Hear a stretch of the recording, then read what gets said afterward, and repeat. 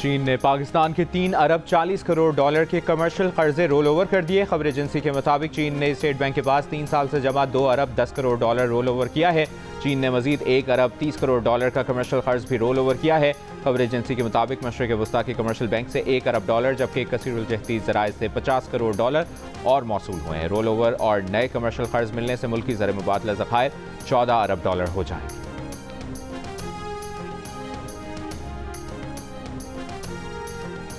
Field marshal Asim Munir से ईरानी army chief major general Abdolrahim Mousavi का टेलीफोनिक राबता। इसराइली जारियत के खिलाफ पाकिस्तान के जुर्रतमंदाना मौक़िफ़ की तारीफ की। ईरानी मीडिया के मुताबिक ईरानी आर्मी चीफ ने दौरान जंग ईरान की हिमायत पर पाकिस्तानी हुकूमत और आवाम का शुक्रिया अदा किया। इससे पहले ईरानी आर्मी चीफ ने सऊदी वज़ीर दिफा शहजादा खालिद बिन सलमान से फ़ोन पर राब्ता किया था। दोनों ने खित्ते में अमन व सलामती बरकरार रखने के लिए कोशिशों पर भी बात की।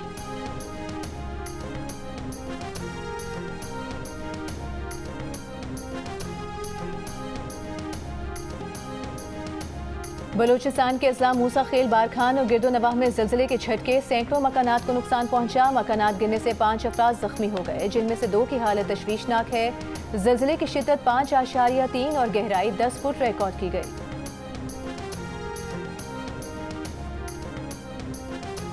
सिक्योरिटी फोर्सेस की बलूचिस्तान के जिला दुकी में कार्रवाई, शदीद फायरिंग के तबादले में 2 दहशतगर्द हलाक, 2 गिरफ्तार कर लिए गए। ISPR के मुताबिक ऑपरेशन खुफिया इतलात पर किया गया। असलहा और गोला बारूद बरामद। हलाक और गिरफ्तार दहशतगर्द भारतीय स्पॉन्सर्ड थे। वज़ीर आज़म शहबाज शरीफ की कामयाब ऑपरेशन पर सिक्योरिटी फोर्सेस की पजीराई, कहा मुल्क से दहशतगर्दी के खात्मे के लिए पुरआज़म।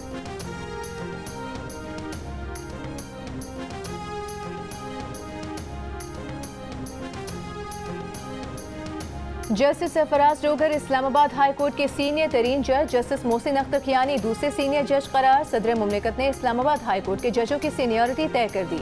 वजारत कानून और इंसाफ से जारी नोटिफिकेशन के मुताबिक जस्टिस सरफराज डोगर पहले और जस्टिस मोहसिन अख्तर कियानी दूसरे सीनियर जज हैं। जस्टिस मियां गुल हसन औरंगजेब सीनियरिटी में तीसरे नंबर पर होंगे। जस्टिस तारिक महमूद जहांगीरी सीनियरिटी में चौथे। जस्टिस बाबर सत्तार 5वें। जस्टिस सरदार एजाज इसहाक छठे। जस्टिस अरबाब ताहिर 7वें। जस्टिस समन रफत 8वें नंबर पर। जस्टिस खादिम सुमरो का सीनियरिटी में 9वां और जस्टिस आजम खान का 10वां नंबर। जस्टिस मोहम्मद आसिफ 11वें और जस्टिस इनाम अमीन मिनहाज सीनियरिटी में सबसे आखिरी 12वें नंबर पर होंगे। जस्टिस सरफराज डोगर, जस्टिस खादिम सुमरो और justice Asif Islamabad high court के मुस्तकिल जज होंगे। जस्टिस सरफराज डोगर और 2 जजों का इस्लामाबाद हाई कोर्ट में तबादला मुस्तकिल बुनियादों पर किया गया है। सदर ने सीनियरिटी की मंजूरी सुप्रीम कोर्ट के 19 जून के फैसले की रोशनी में दी। गुज़िश्ता रोज इस्लामाबाद हाई कोर्ट के 5 जजों ने ट्रांसफर केस का फैसला चैलेंज करते हुए intra court appeal supreme court दायर की थी।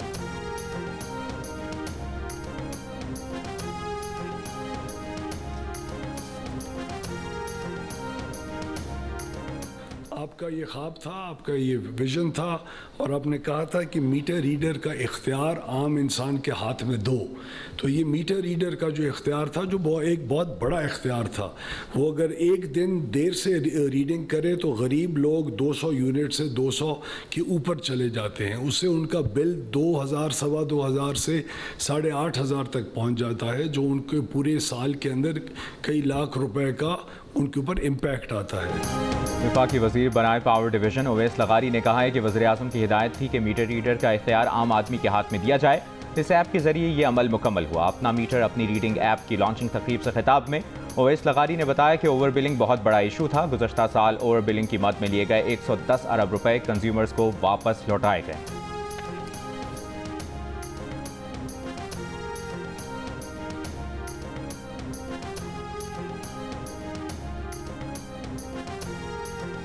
बिजली के बिल उस रीडिंग की बुनियाद पर बनाए जाते हैं जो बिजली कंपनी का मीटर रीडर आपके घर, अपार्टमेंट या फैक्ट्री के बाहर लगे बिजली मीटर से नोट करता है। प्रोटेक्टेड कैटेगरी के सारिफ को 200 यूनिट तक की बिजली 14 रुपये 16 पैसे की पड़ती है, लेकिन अगर मीटर रीडर मुकर्ररा वक्त में वो रीडिंग ना ले तो यूनिट की तादाद 200 से ऊपर निकल जाती है। यानी मीटर रीडर की ताखीर ने सारिफ का प्रोटेक्टेड कैटेगरी का हक खत्म कर दिया। गलती मीटर रीडर की, भुगतेगा सारिफ। प्रोटेक्टेड कैटेगरी से निकलते ही सारिफ को 14 रुपये 16 पैसे वाली बिजली अब 34 रुपये 26 पैसे में पड़ेगी। डबल नुकसान ये कि एक बार नॉन प्रोटेक्टेड कैटेगरी में जाने के बाद दोबारा प्रोटेक्टेड कैटेगरी में आने के लिए 6 माह दरकार होंगे। यानी मुसलसल 6 माह तक सारिफ का बिल 200 यूनिट से कम रहा तो वो दोबारा प्रोटेक्टेड कैटेगरी में शामिल हो सकेगा। इस तरह सारिफ जिस स्लैब में भी हो, मीटर रीडर की गफलत या जानबूझकर की गई हेरा फेरी सारिफ को अगले स्लैब में ले जाती है और अगले स्लैब का रेट पिछले स्लैब से ज्यादा होने पर बिल भी कई हजार रुपए बढ़ जाता है।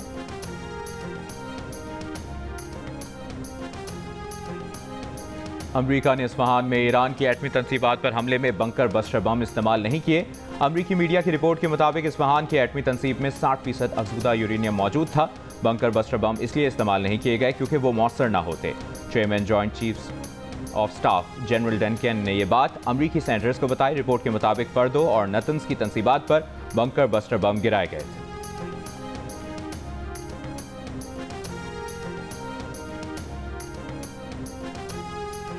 आलमी एटमी तवानाई एजेंसी के सरबराह राफेल ग्रोसी ने कहा है कि ईरान चंद महीनों में अफसुदा यूरेनियम तैयार कर सकता है। ये दावा कोई नहीं कर सकता कि ईरानी जौहरी साइट्स मुकम्मल तबाह हो गई, वहाँ कुछ नहीं है। अमरीकी टीवी को इंटरव्यू में सरबराह AIEI का कहना था कि ईरान जौहरी टेक्नोलॉजी के लिहाज से जदीद मुल्क है, इसलिए उसकी जौहरी सलाहियत मुकम्मल ख़त्म नहीं की जा सकती। राफेल ग्रोसी ने कहा कि अमरीकी हमलों के दौरान इंतहाई अफसुदा यूरेनियम ईरान ने कहाँ मुंतकिल किया, ये वाज़ेह नहीं है।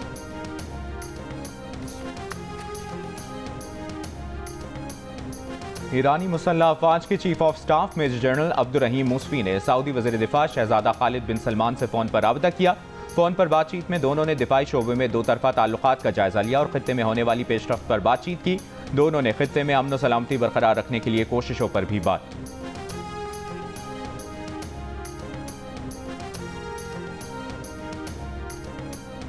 अमरीकी सदर डोनाल्ड ट्रंप का एक बार फिर गजा में जंगबंदी पर जोर। एक बयान में कहा कि गजा में जंगबंदी के लिए मुआहिदा किया जाए और यरगमालियों को वापस लाया जाए। अमरीकी सदर ट्रंप इसराइली वजीर आजम के खिलाफ करप्शन स्कैंडल में अदालती कार्रवाई पर बरहम। कहा नेतन्याहू यरगमालियों की बाजियाबी के लिए हमास से डील करने की कोशिश में है। अदालती कार्रवाई ईरान और हमास से डील करने में रुकावट बनेगी। अमरीका उस अदालती कार्रवाई को हरगिज बर्दाश्त नहीं करेगा। दावा किया कि नेतन्याहू ने अमरीका के साथ मिलकर ईरान के न्यूक्लियर प्रोग्राम के खिलाफ बड़ी कामयाबियां हासिल की हैं। ये कैसे मुमकिन है कि एक ऐसा इसराइली वजीर आजम सारा दिन अदालत के कमरे में गुजारे। नेतन्याहू के खिलाफ अदालती कार्रवाई हमारी फतह को गहना देगी। बोले नेतन्याहू को उसी अंदाज से इंतकाम का निशाना बनाया जा रहा है जिससे अमरीका में वो खुद गुजरे हैं।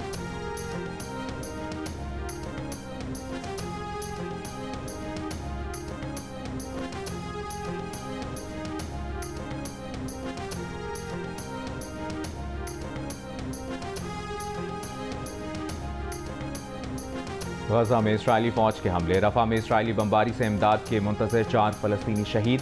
सुबह से जारी इसराइली हमलों में मज़ीद 23 फ़लस्तीनी शहीद। गजा की महकमा सेहत का कहना है कि गुज़श्ता 24 घंटों में 88 लाशें और 365 ज़ख्मियों को अस्पतालों में लाया गया। इसराइली फौज का शिमाली गजा के मुख्तलिफ इलाकों से फ़लस्तीनियों को इनखला का हुक्म। अमरीकी सदर ट्रंप का गजा में जंगबंदी मुआहिदा करने और मुख्फियों को वापस लाने का मुतालबा।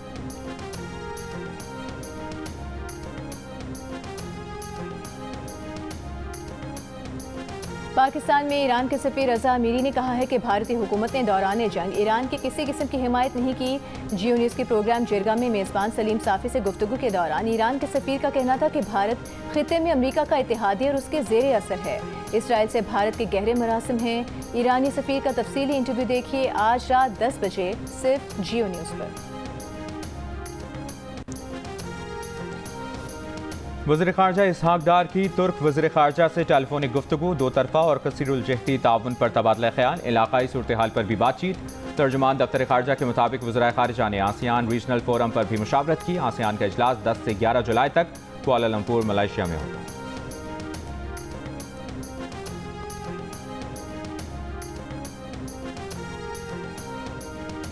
इसराइल में कराए गए ताज़ा तरीन सर्विस के मुताबिक इसराइली वज़ीर आज़म नेतन्याहू इसराइली अवाम का एतमाद खोने लगे हैं। इसराइली वज़ीर आज़म की मकबूलियत तेज़ी से कम हो रही है।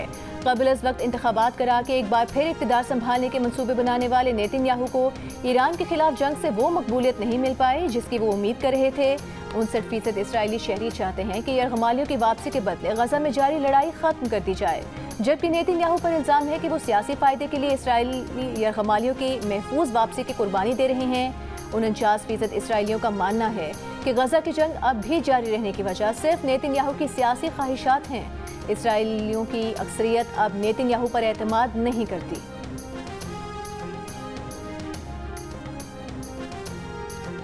अमीर जमात इस्लामी हाफिज नईमुर रहमान ने कहा है कि मखसूस नशिस्तों पर शर्मनाक फैसला स्याह अदालती तारीख में एक और बाब का इजाफा है। इन नशिस्तों पर तहरीक इंसाफ का हक था, मगर इन नशिस्तों की बंदरबांट की गई। कराची में जमात इस्लामी का हक छीनकर एक मेयर मुसल्लत किया गया है। अब तक समझते थे कि PTI के 32 यूसी चेयरमैन ने दबाव की वजह से वोट नहीं दिया था। आज PTI के 32 लोग कह रहे हैं कि उन्हें पीपल्स पार्टी पसंद है, अदम एतमाद का साथ नहीं देंगे। तहरीक इंसाफ बताए कि उसने पीपल्स पार्टी का साथ देने वाले अरकान के खिलाफ क्या कार्रवाई की।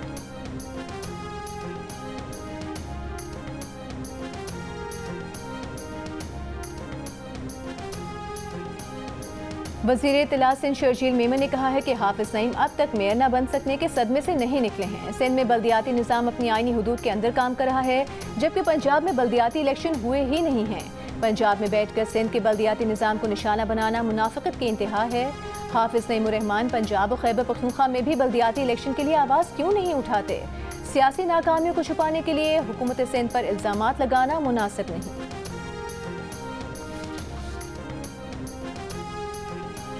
गवर्नर सिंध कामरान खान टिसोरी ने कहा है कि मुल्क की दिफा मजबूत हाथों में है, दुश्मन की किसी भी साजिश के खिलाफ हम मुत्तहिद हैं।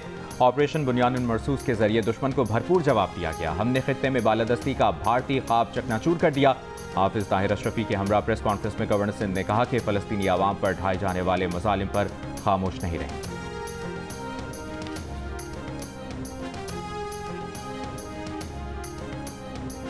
गवर्नर पंजाब सलीम हैदर खान ने कहा है कि बरवक्त मदद करके स्वात में एक ही खानदान के 15 अफराद को सैलाबी रेले में डूबने से बचाया जा सकता था।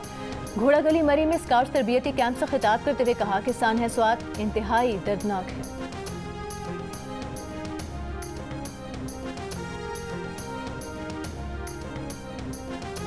वफाकी वज़ीर दाखिला मोहसिन नकवी की CMH बन्नू में शुमाली वज़ीरिस्तान में फितनतुल हिंदुस्तान के दहशतगर्दों के हमले में सिक्योरिटी फोर्सेस के जख्मी जवानों की अयादत।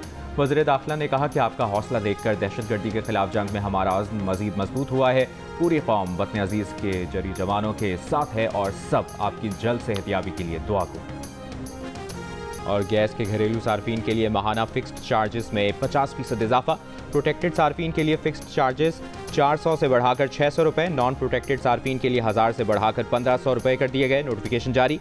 इतलाक 1 जुलाई से होगा। तर्जुमान ओगरा के मुताबिक बल्क सार्फिन, पावर सेक्टर और इंडस्ट्री के लिए गैस की कीमतें बढ़ाई गई।